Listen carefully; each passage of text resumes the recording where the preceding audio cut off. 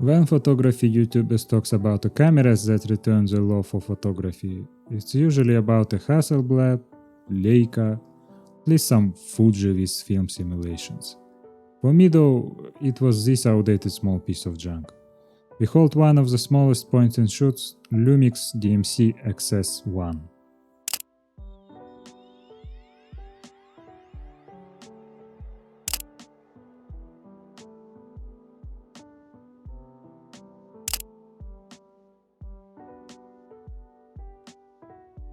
But before we speak about my experience with it, I want to tell you how I even get this camera, so bear with me.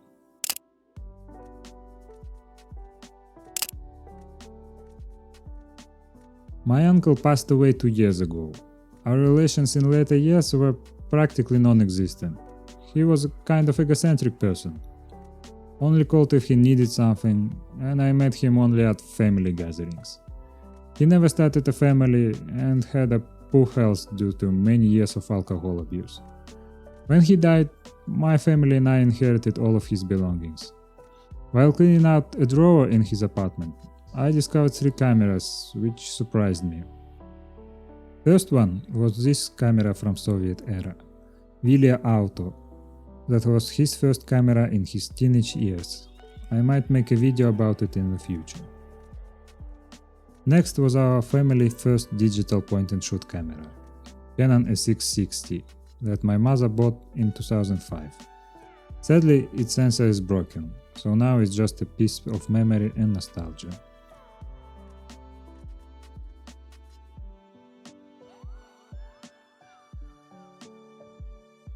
And finally, it was this thing. Despite the fact that it was in its retail box, the charging cable was nowhere to be found across all of the apartment. The little camera caught my attention, so I decided to revive it, thinking that it has a standard micro USB connector. Boy was I wrong when none of these cables I had fit. Turns out it has some proprietary connector, so to charge it up, you either need a whole separate battery charger or a cable with the right head. Thanks God for the AliExpress, because it still has the stuff for vintage devices. So after 3 weeks of waiting, finally a cable that can be used for charging is in my hands.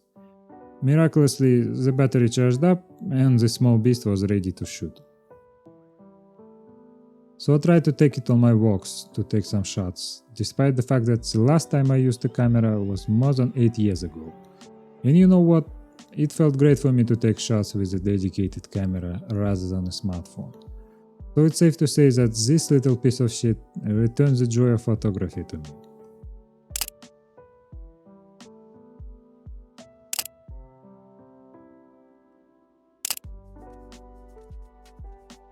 So now let me tell you more about XS1 itself. At first glance, you can see that it's very tiny. I don't know if it's breaking any size record, but it's definitely on the one of the smallest ever side of size. The design is very sleek and minimalistic. It was produced in 2013, but in my opinion, it still looks kind of modern, thanks to that straight lines and lack of protruding parts.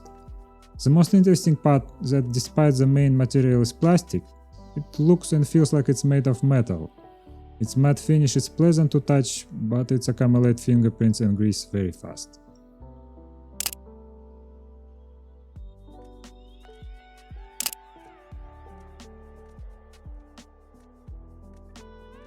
The camera weighs about 100 grams, making it almost unnoticeable. Its thickness is only 14 mm excluding the lens.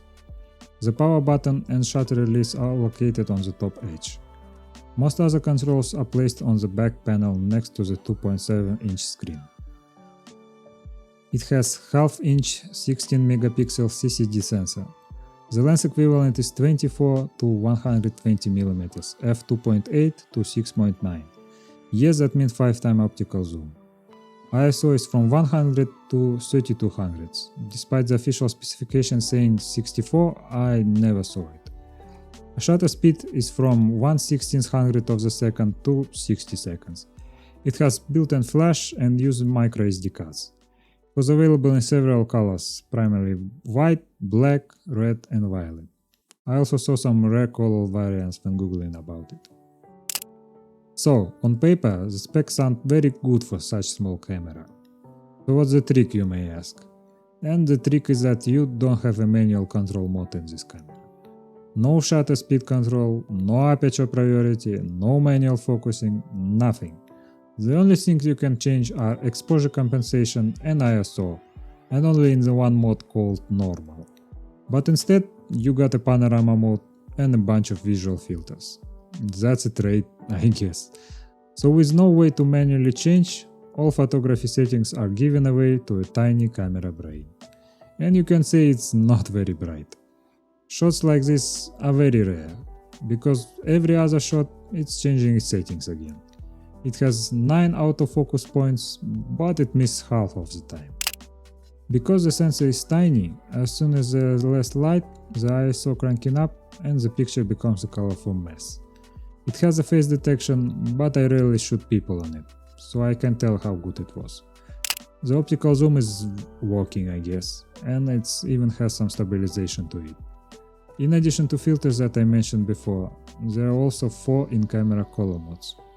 Standard, Vivid that I personally used most of the time, Sepia and Black and White, which produced somehow decent results. The quality of the photos look like a low-budget smartphone, but sometimes you can get a nice looking pictures. Also it can shoot 720p video that looks like 240p video. Yeah.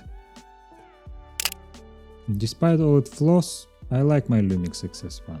It's the size of a credit card, practically weightless, and definitely justifies a point-and-shoot name, because you literally can't do anything else. And it pushes me in a small camera rabbit hole and a Lumix system specifically. But that's the story for another day. Can I recommend it in this day and age? Probably. It's an infinitely better camera than a Kodak Charmera and its clones, or any other cameras on the market. But of course it's not for these crazy eBay prices. I would say give it a try if you see this thing on a flea market or thrift shop. Who knows, maybe it will ignite some passion in you as it did for me. Also, tell me about the similar tiny cameras from different brands in the comments. Hi, I'm Yagi and you just watched my first video on YouTube. I'm not a professional photographer, more like a photography enthusiast, so feel free to point out any mistakes. If you enjoyed this video, please press a like and subscribe. I have a lot of plans for this channel, with not only videos, but also live stream as a VTuber. So I hope to see you again soon. Bye.